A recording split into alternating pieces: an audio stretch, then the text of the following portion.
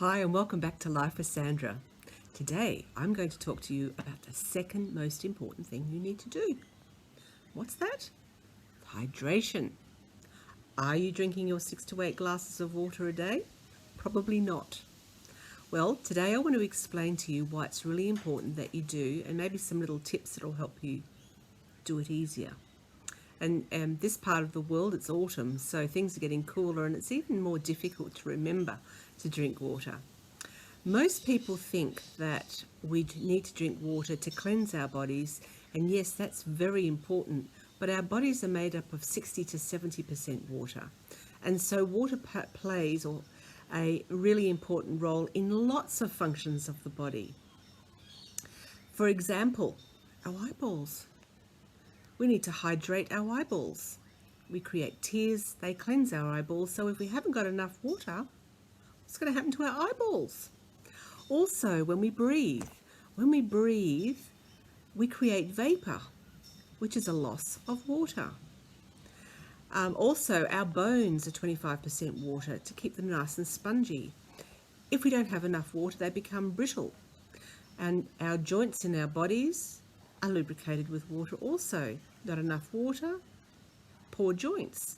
So, as well as cleansing the colon and transporting nutrients via the blood, water has so many functions. It's really important for brain health and development and function. So as you can see, water plays a very, very important role. Now, what happens if we don't drink enough water? Well, basically, the body will shut down the areas that are unnecessary, it considers unnecessary, and only supply the important parts with what it has.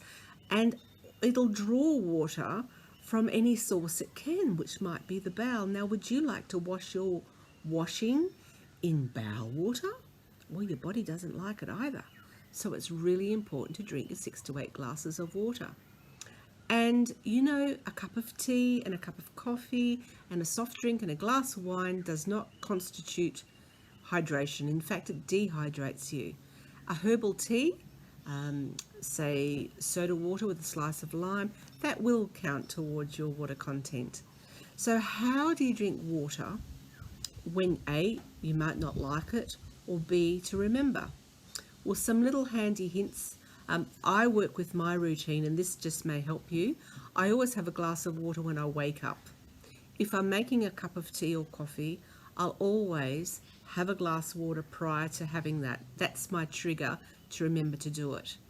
I don't always succeed in having a glass of water before a meal.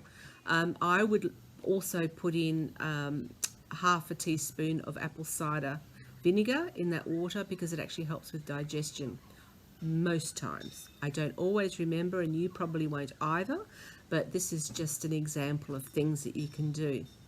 If you find the taste of water abhorrent, well then what I would suggest you do is get a really good quality water filter, so that'll take out all the nasty taste and the nasties anyway. If you look on the website, I'll have a link to a fabulous filter supplier. It's also important to have alkaline water if you can, so filter the water, alkaline it, and remineralize it, because the minerals are really important aspects of our the way we fire as well. Our body fires and speaks to itself. So I hope that you have taken note. A herbal tea will count, so if you're into herbal teas, or even just some hot water with a little bit of apple cider vinegar and a little bit of honey, that also helps, constitutes towards your hydration as well. So happy drinking. I hope this has been informative for you. For more information, go on to my website, www.lifewithsandra.com.au. I'll always have some handy hints and links to help you with everything that I'm speaking about. If you found this interesting, or you think that someone could benefit from it, I'd really appreciate that you share and subscribe so that you don't miss out on any really important tips. Have a fabulous day. Cheers.